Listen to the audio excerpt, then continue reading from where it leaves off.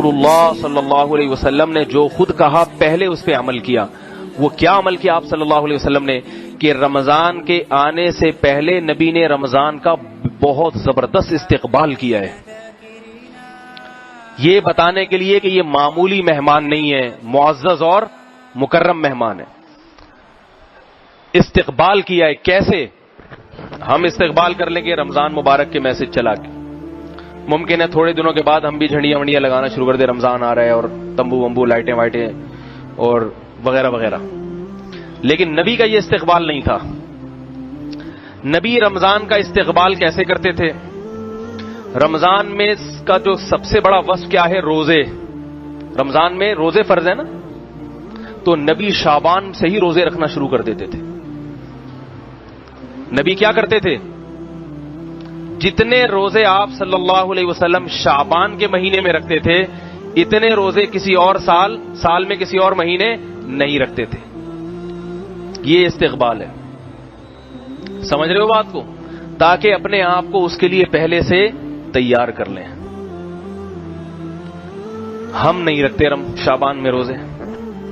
اور یہ نبی کی شفقت کہ امت خود کیا آپ صلی اللہ علیہ وسلم نے شعبان کے روزے رکھے کثرت سے، مگر امت کو کہا کہ نصف شعبان کے بعد روزے مت رکھو. کیوں؟ اس لیے کہ 15 شعبان کے بعد اگر روزے رکھو گے کمزور نہ ہو جاؤ، رمضان کی طاقت کہیں ختم نہ ہو جائے. خود رکھیں. امت پہ شفقت کی تو پتہ یہ چلا کہ 15 شعبان تک امت کو حکم ہے جتنے زیادہ روزے رکھ سکے، اور جو طاقتور ہے صحت مند ہے وہ 15 کے بعد بھی رکھے. مگر ہمارے ہاں کا نہ طاقتور رکھ رہا ہے نہ کمزور رکھے. وہ رمضان میں نہیں رکھتا، ادھر پہلے کیا رکھے گا وہ؟ استقبال کا یہ مطلب ہے. دوسری بات، رمضان کی دوسری بڑی عبادت کیا ہے؟ پہلی عبادت جو رمضان کی سب سے بڑی ہے وہ روزہ ہے. دوسری کیا ہے بتائیے؟ تراویح. تراویح میں قرآن کی تلاوت ہوتی ہے.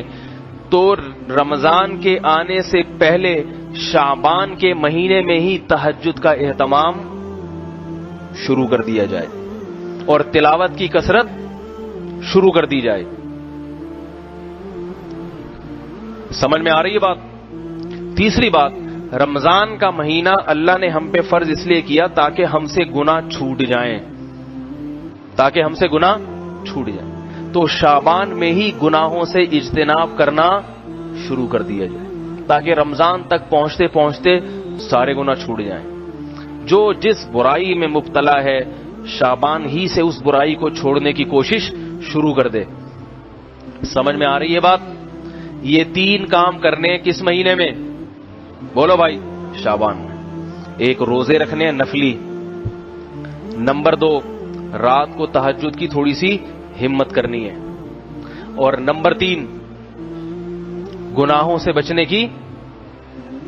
گناہ کسے کہتے ہیں؟ بد نظری ہے. آج کل انٹرنیٹ پر بہت بیہودہ چیزیں دیکھی جا رہی ہیں. جوان آدمی اپنے آپ کو ان چیزوں سے بچانے کی کوشش کرے. ماں باپ کی نافرمانی بہت ہو رہی ہے گھروں میں، باپ کا احترام ہی نکل گیا ہے. ماں کا تو پھر بھی تھوڑا سا کر لیتے ہیں کیونکہ ماں جو ہے نا آگے سے وہ بیچاری کمزور ہوتی ہے، ڈرتی ہے اولاد کے سامنے. باپ چونکہ جواب دیتا ہے تو پھر یہ آگے سے ڈبل بھر کے اس کو جواب دیتے ہیں. اس لیے باپ کا احترام ذرا مشکل ہوتا ہے کیونکہ باپ سنا دیتا ہے کھری کھری، تو آپ میں برداشت ہے نہیں، آپ اس سے زیادہ کھری کھری سنا دیں گے اس کو. تو ابھی سے کنٹرول کریں. یہ یقین کر لیں کہ یہ میرا باپ ہے، اس کی پیشانی پر اگر میں نے محبت کی نگاہ ڈالی 1 حج اور عمرے کا ثواب ملے گا.